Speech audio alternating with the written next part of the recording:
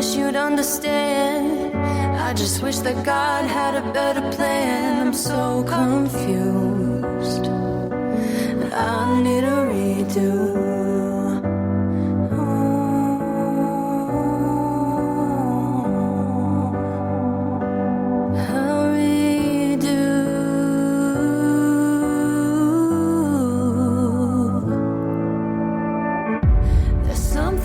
Inside of me that's begging and begging and pleading.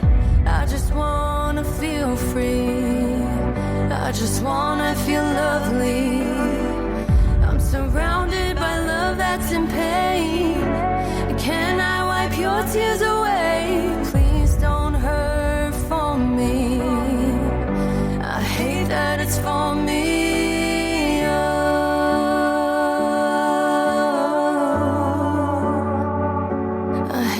It's for me. Hi, welcome to the MS Michigan Man 64 podcast. Thank you to Amber K for that amazing introduction into the show. Amber K is warrior number 2. She is a singer-songwriter that wrote I Hate That It's For Me. Please check out her episode. Me and Amber have teamed up just to try to help people understand what it's like living with a chronic disease and how you have to keep on fighting the fight every day. My name is Brian. I am the MS Michigan Man 64. Before I got diagnosed 28 years ago, I was playing football at the University of Michigan, and I went from living that lifestyle to 4 years after that being diagnosed with MS, and I talk about my journey as well as the journey of other chronic disease warriors around the world, just to try to help people understand what it's like, how it affects your mental health, how it affects your family, how it affects your career. Today, I am talking to an MSer from the state of Georgia. Dhata is an Army vet. He spent 8 years in our U.S. Army serving our country, and I want to thank him for his service. And he was diagnosed with his MS in 2008. He wanted to come on to share his journey with his MS and how he has been fighting this fight. Please welcome to the podcast, Dhata. How you doing today, buddy? I am doing great, Brian. Thanks so much for having me on. I'm looking forward to sharing my story and hopefully inspiring some hope in people who might not have any right now.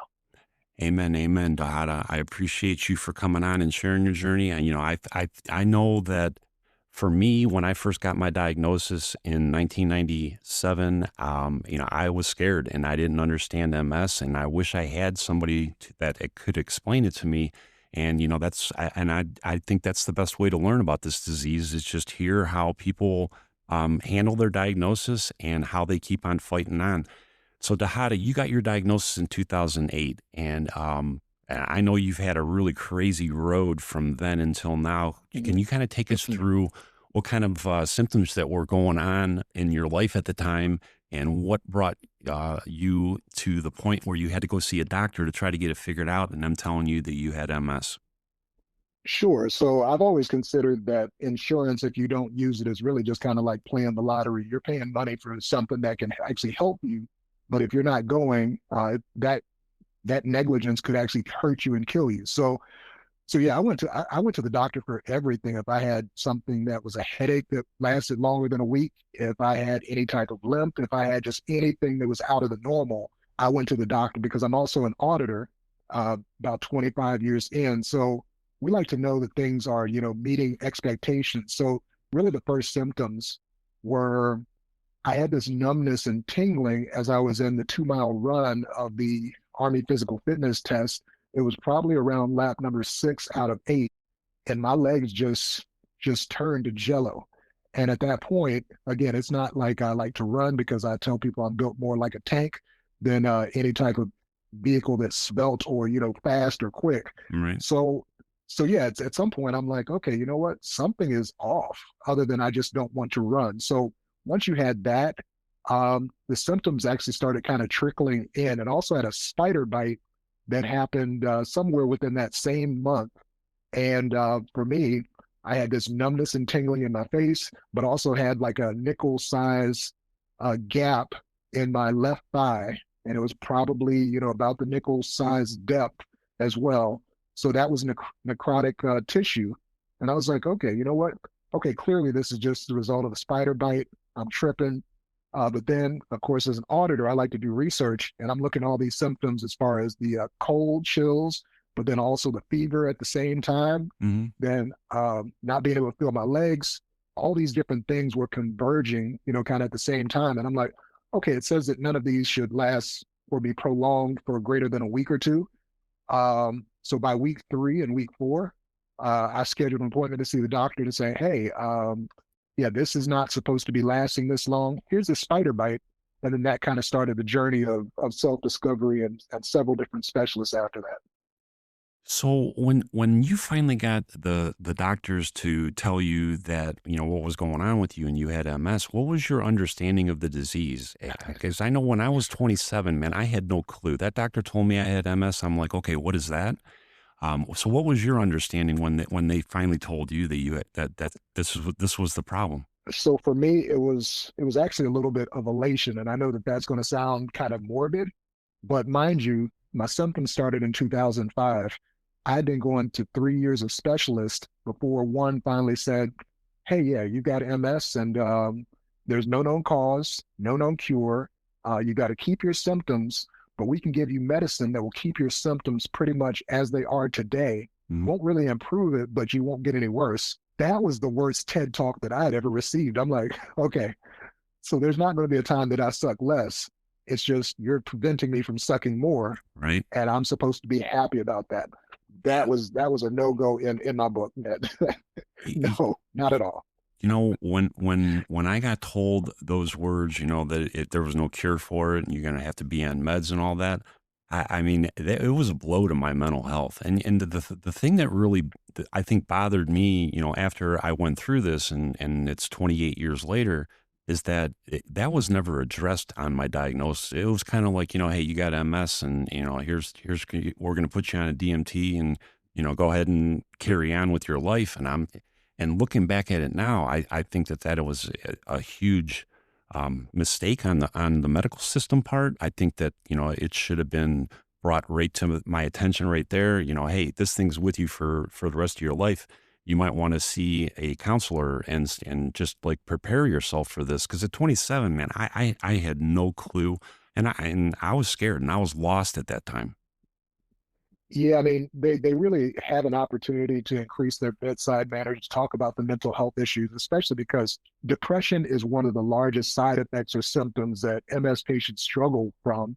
And a large part of that is because you're told that there's no known cause, there's no known cure. Your death is coming very soon.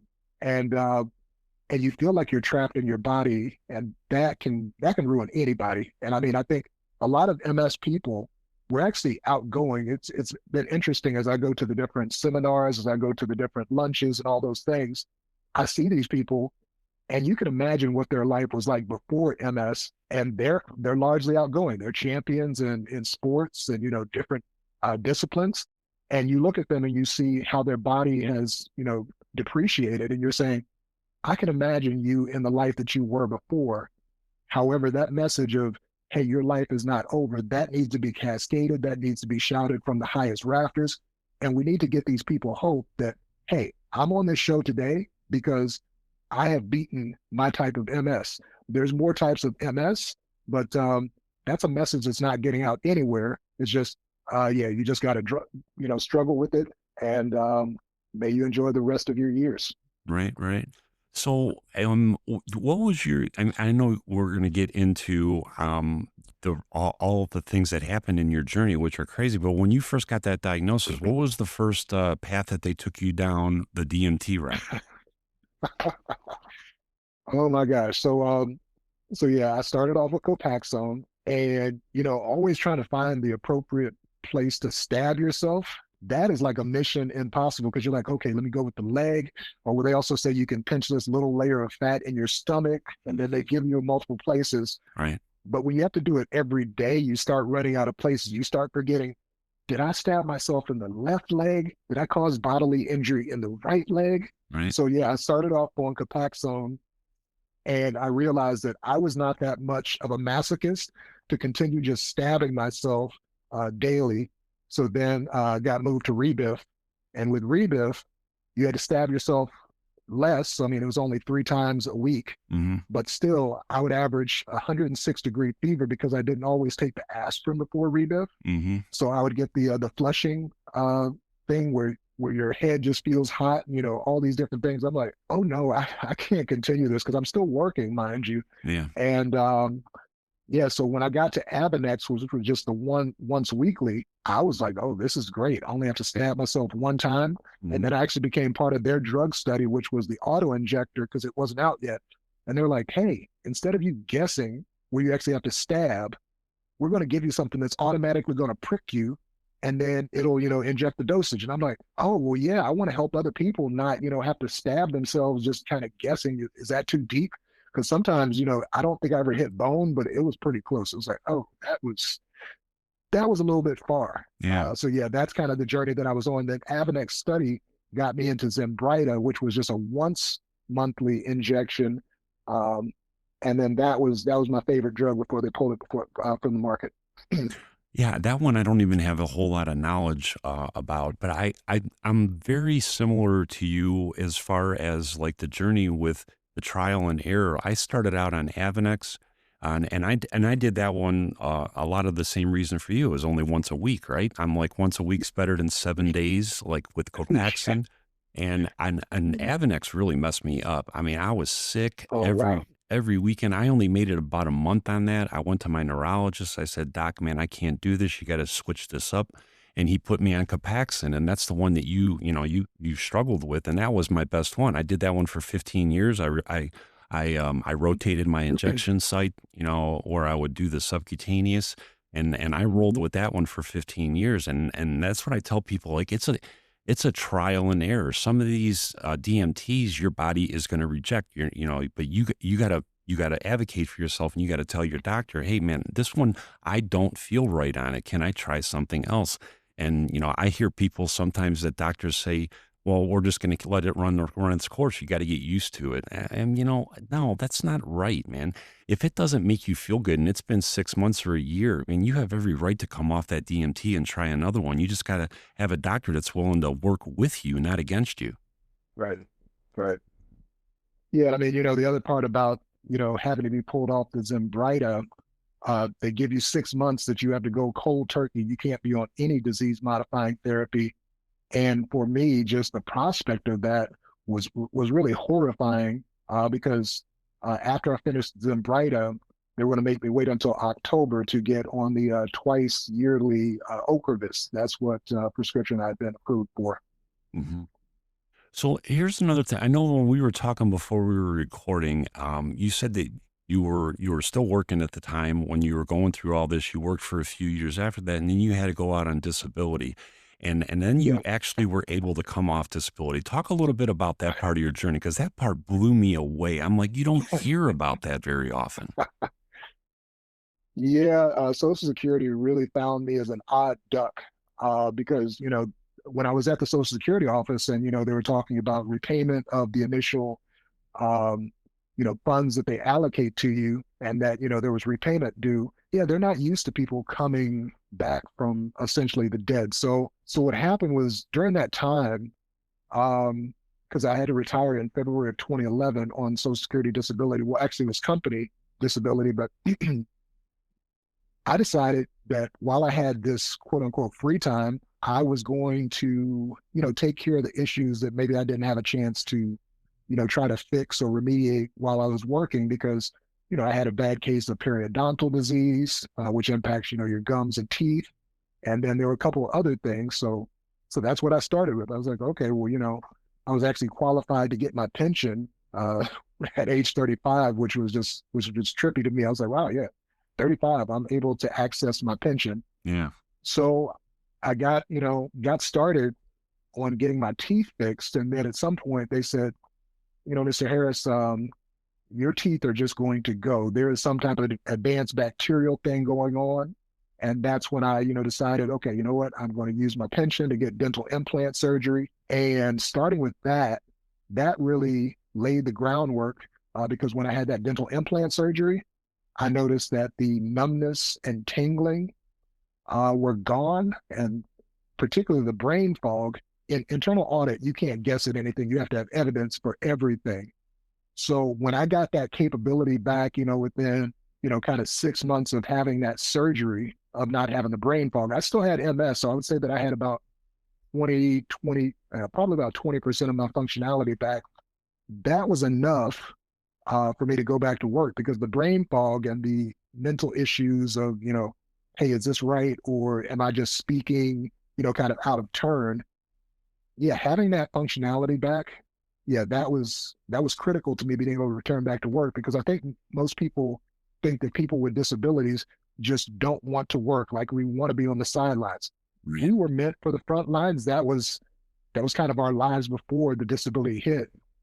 So Yeah. yeah, when I could get back, oh man, I rushed at the opportunity, and that's what really set up, kind of the other two medical interventions that we talked about.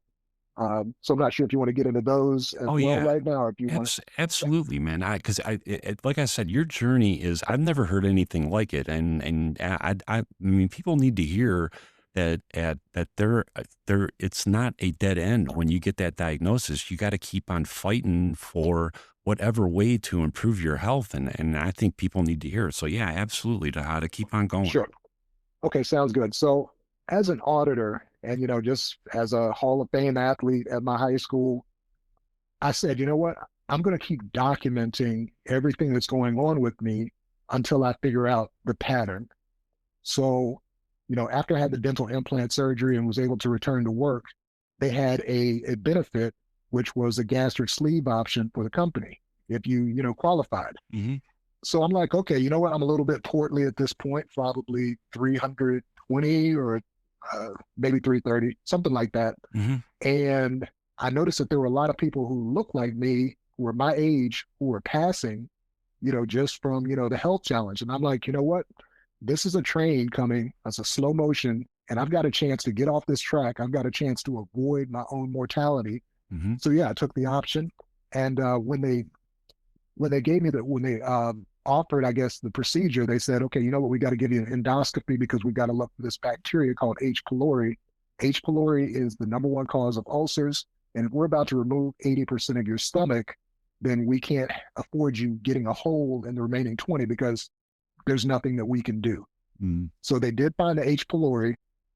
And I'd already been on the track for MS because I vowed that one day, from the diagnosis, I was like, I am going to figure this out. I took the challenge of no known cause and no known cure. I took that personally. It became the chip on my shoulder. And I said, I'm going to be the one. I might not find it for everybody, but I'm going to at least find it for myself. And that hopefully will lay the groundwork for everybody else who suffers from this just bastard of an illness. So as I got the H. pylori diagnosis, they gave me 3 different antibiotics. After I took those 3 antibiotics, prior to being approved for the surgery, I noticed that I could tolerate heat again. Wow. And again, I didn't tell anybody for the longest time because, again, you don't want to be the bringer of false hope. They say that pride comes before the fall. And I'm like, okay, you know what? I'm just going to keep this to myself, but I can tolerate heat. And once I could tolerate heat, I started doing things to continue to test myself. I'm like, okay, you know what? It's about 95 degrees in the shade here in July in Georgia. Yeah. So I volunteered for the Peachtree Road Race, not as a participant, but, just to, hand out waters and different drinks at the end of the race. But because of the popularity of that event, I had to park, several miles from where, the actual donation center was. And I was able to walk, those couple miles. And like I mentioned, probably 90 something degrees because it's always around the 4th of July weekend. Yeah. And I'm like, hey, I should be crawling by now because that was my experience. I'd done one of the MS walk runs and it was hot. And I remember literally crawling across the finish line. Everybody was supportive and, clapping and all that stuff, but I was not crawling on one of the hottest days of the year. And, just that revelation of first, the surgery, then second, just taking these I was like, oh, you know what? Okay, this is different. So then I finally qualified for the surgery once the H. pylori was, deemed completely gone from my system. So I had the surgery. I actually lost probably 60 pounds in just the first week of surgery. So I was like, oh, wow, this is awesome. And I mean, it kind of reminded me back to my military days. The drill sergeants actually called me Private Jenny Craig, or it was just one of those type of things because I had lost so much weight, in the Army. So I went in probably about 290. They send you to a place called reception where, you got about 2 weeks before you can still get into basic training. They're giving you three of the best meals that you've ever had. So I ballooned from 290 to over 300, kind of in those 2 weeks. So from 310, let's say I got to 310, they give you 8 weeks of basic training. When I left basic training, I was 165 pounds. Holy crow. That is freaking unbelievable. Wow. So I know I've got off track just a little bit, but yeah, I just wanted to talk about that quickly. So That is going amazing. back to the gastric, Yeah. I can say it's amazing now, but while I was going through it, and you're doing, 3 to 5 miles like every other day, and you're waking up and you're just running, and you're like, because I mean they were masochists in the basic training one day. So you had 5 different groups. You had A group, which was like your people who are sprinters and marathoners.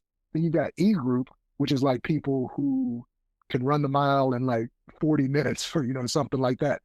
I was probably in that C group. One day they just had the idea they're going to put everybody in A group.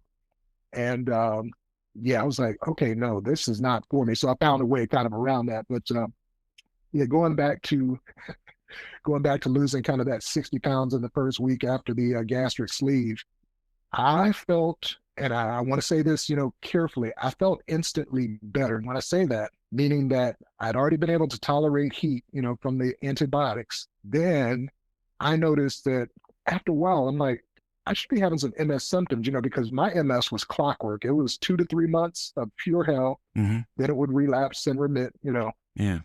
But I kept waiting. I'm like, okay, you know what? This is the time. Okay, let me keep waiting. And then years just kind of went by, and I'm like, hey, something is. I won't say that something's not right because it was right, and it was so shocking. So again, I started looking down, because auditors, we evaluate everything. I'm like, what's the H. pylori prevalence in MS cases? Found a study that had been done in Greece, was about 86.4%. I was like, oh, that's almost 90% if you add me as, case number 45. So, started looking at all that stuff, but then I just really got on the track of just researching MS, looking at, some candida things that I had, some different mold things that I was also aware of. And as I just started going down that journey, I was like, okay, this makes sense. Yeah. Why I'm no longer feeling these things, because I was also exposed to mold in Egypt in 2001 when I went to Egypt probably, guess it was about 5 days after 9/11. We had a Operation Bright Star, and there was a whole bunch of mold in the bathroom in Egypt. And I remember taking a video of it. I have no idea why I took a video of it. Yeah. But as I started, putting all these things together, I was like, well, have I ever been exposed to mold? It just didn't dawn on me. But I was like, Egypt. Wow. So, because there's a thing about Aspergillus mold, which breaks down into what's called a mycotoxin. And those mycotoxins, specifically the one called gliotoxin, almost 90% of those symptoms match MS. Because when I look at, just the different things, and I know I'm probably getting just a little bit ahead, but MS, a lot of people don't understand, the MS just really means many scars. Right. And MS used to be called multiple cerebrospinal sclerosis, which just meant you have many scars on your spine and on your brain. Yeah. But if you think about it, wouldn't you fire your police department if they had never solved a murder? They were like, yeah, they got holes in their body which caused their death. What was the source of those holes?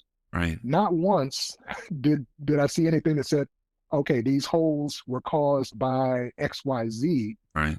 Okay, so you can talk about myelin, but there's different things. If you get bitten by a spider, if you get bitten by a snake, if you get some type of virus, if you get some type of other things, they can actually cause the exact same symptoms temporarily as MS, even though, they don't demyelinate you. They don't go after the myelin. So I'm like, there's something to that. Yeah.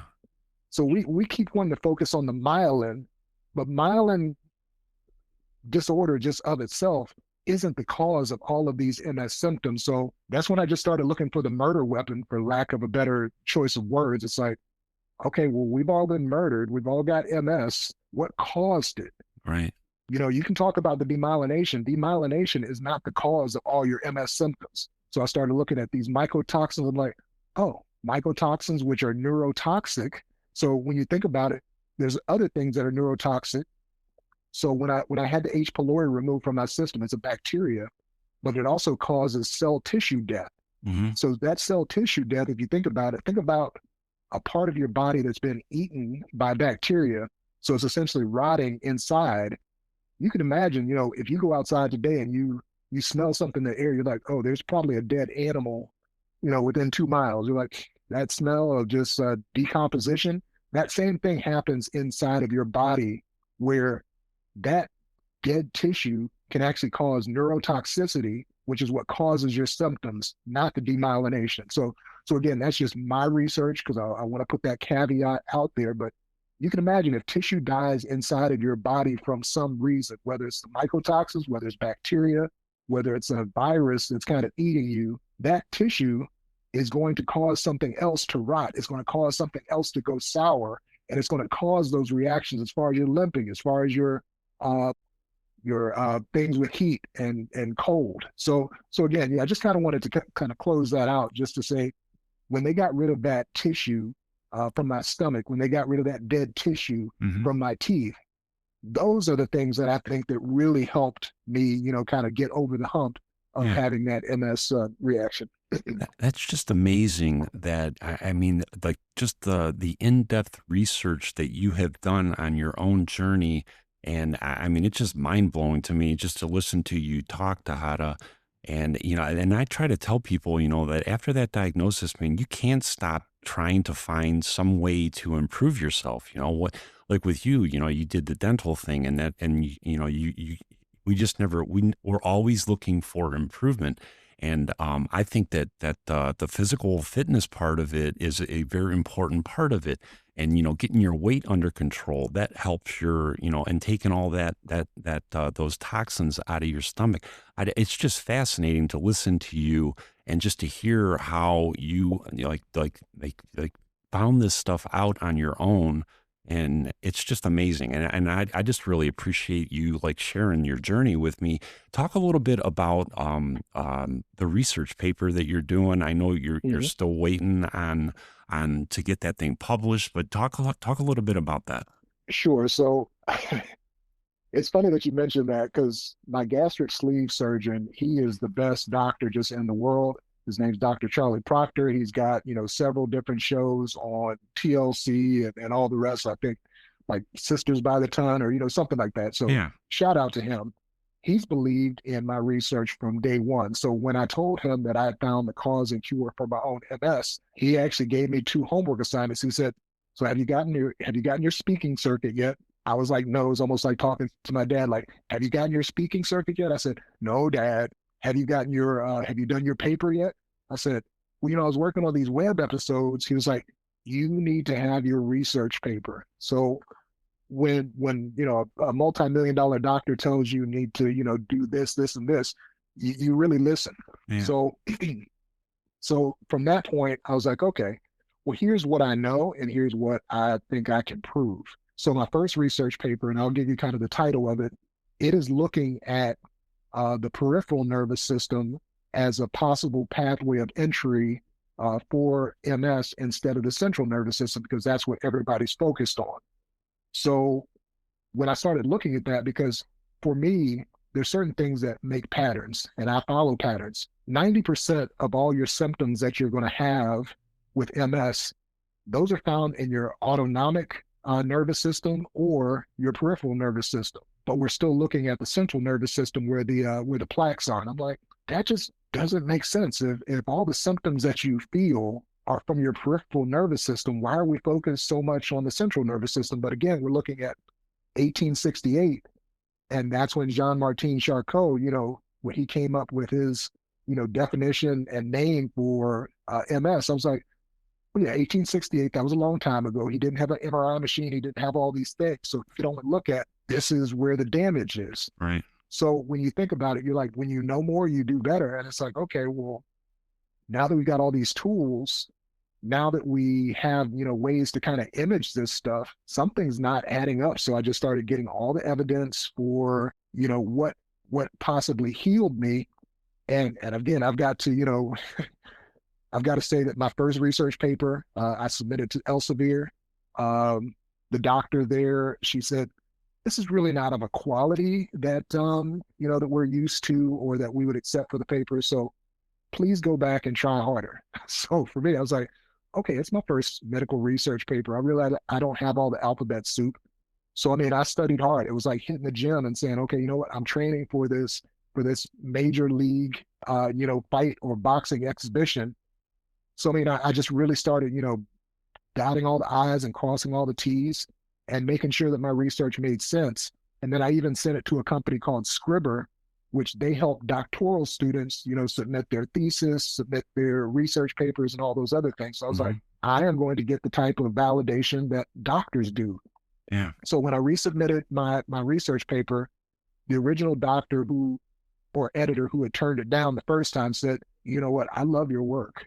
But this is actually more specialized than, what we typically cover. And the name of the journal was MS and Related Disorders. And I'm like, I've gone from zero to hero to the person who turned me down now says that, hey, your work is a little bit too specialized for what we typically do. I knew that I was on to something at that point. I said, you know what? That is not a curse. That is a blessing. That's saying, hey. So I mean, they submitted me, they recommended other journals within the Elsevier brand for me to go to. And I was like, you know what? That was not a loss at all. That was, hey, you have transcended the realm of my understanding. We can recommend a couple of other journals that may be more appropriate fit for your work. I think that's That awesome. that was a huge just confidence booster that, you know what, God has me on this path. I'm feeling great. He does not want me to keep this to myself. Yeah. Now I get the evidence to go out there and say, look, I found something. I don't know all the answers, but I know how I feel better. And this may help you feel better too. So yeah, it's out there. I'm still waiting. The first doctor, he kind of signed off on it. I say he, but they don't tell you exactly who does the peer review. They signed off on it December 7th. So that was only a few weeks that it took them to review. The second doctor is taking, north of 3 months, but I'm still hopeful that, that they will approve it. And then I'll be able to get this information out from a medically validated perspective that there are cases of MS that don't start in the central nervous system, but actually start in the peripheral nervous system. And let me just give you one more caveat. Mm-hmm. So one of the things that I looked at is with PTSD, a lot of that is in the sympathetic nervous system. The sympathetic nervous system is your fight or flight mode. That's what activates it. So in certain people, there's a genetic predisposition or a genetic variant that doesn't allow us to quickly turn off that fight or flight mode. Mm-hmm. So it's almost like the Incredible Hulk, like, don't make me angry. You won't like me when I get angry. So imagine that there's a group of people who have a hard time kind of turning off that Incredible Hulk mode. I kind of fall into that category. I've had, kind of the research done. I'm like, oh, there's the gene right there. So really don't make me angry because I don't know how to cool down. Yeah. So that kind of thing can happen. But also what happens is people don't talk about, there's also another system that's called the rest and digest mode. That's the vagus nerve. So part of my theory is when they severed that vagus nerve to do my gastric sleeve, that actually allowed me to get back into the rest and digest, out of the fight or flight mode. And then that's called the vagal reset. But that's just one thing that's never talked about. And that's one of the things that my paper highlights is that vagus nerve. I think this is just awesome to listen to, Dhata. I mean, just the in-depth research that you have done on your own MS, and I'm just blown away by it. If anybody wants to follow you, can throw out all your social media, and I'll put those all in the podcast description, because I love everything that you're about. I mean, everything that I have talked to you about, I'm blown away. Just the fact that where you were with your MS and, you had to go out on disability. You came off disability after the surgery on your mouth and the bypass. I'm just blown away. But do a shout out to all your social medias. Sure. So that if anybody wants to connect with you, they can do that. So yeah, we're at the Initiative Group, which is ENITIATIVE group. That's on all the social media channels. If you're looking for us on YouTube, we're Us versus MS, which is US vs MS. on YouTube. So we've got our channel there. We're also on School, which is SKOOL, and you can find us at Us Versus MS there. Really just trying to get the word out to make sure. Oh, and initiative.org, that's our nonprofit website. We got some AI tools that can help you learn more about MS. Yeah, just trying to get the message out there because I feel that the Bible says to he who much is given, much is required. This is what is required of me for the second chance that I was given. So really appreciate the opportunity to talk to the people on your show today, and looking forward to a world without MS real soon. And I appreciate you, Dhata, man. Like I said, I love everything that you're about. I will definitely have you on in the future if you ever want to come back on. Hopefully, after you get this thing published, we can come back. You can come back on, and we can talk about that your research paper. But I just really appreciate you, man. Is there anything that you want to tell anybody that might be new in their diagnosis and they might be scared? Just to let them know that, the sun's going to come up tomorrow and you're going to make it through it, and you just got to figure it out and keep fighting the fight. What would you say to anybody out there that is listening to you, buddy? So I would say research every, and when I say research everything, that's an easy statement for me to say, but again, mycotoxins, mold exposure. Take a look and see if you have some of these things called H. pylori. The test on Amazon, I think, is like $30, and they give you 2 tests. If you find the H. pylori in your system, it could definitely be a cause of some of your symptoms. If you go to like any lab test now and you do the mold panel, or you just want to go to your immunologist and see if you have those mycotoxins in your system, there's things on Amazon that you can buy. Again, shout out to Amazon, but they're called binders. They help remove those mycotoxins from your system. I went from having, like a level 9 okra toxin in April of last year to by the time in July, it had gone down to negligible 0.2 or something. So from 9.7 to like 0.2 in 3 months, that is something that whether you have MS or not, it's information that you need to research for yourself and say, look, I want to live longer. I deserve to live longer. I deserve to live better. These are the things that I can do for myself that my doctors may not be telling me about because they don't know. My primary care physician, I told him about the mycotoxins. He said, hey, you got to go talk to a holistic or an integrative medicine specialist. They mean well, but you have to mean well too. Do the research and you can help yourself. Amen, man. I love it, Dhata. I love it. Dhata, man, thank you so much for coming on today. I'm going to start wrapping it up, and I want to thank you again for your service in our military, man. I appreciate all our vets. I love our vets, and I want to thank you for joining me today and sharing your journey. All right. I really appreciate it, Brian. Oh, no problem, buddy. No problem. All right. If you want to follow me on TikTok, you can find me MS Michigan Man 64. I'm also on Instagram, MS Michigan Man 64, and you can find me on Facebook, Brian Wallace out of Brunswick, Ohio. Subscribe and share it out. We want you to listen to us. We want to be understood. The best way to understand us is to listen to us talk. Till the next episode, this is the MS Michigan Man 64. I am out.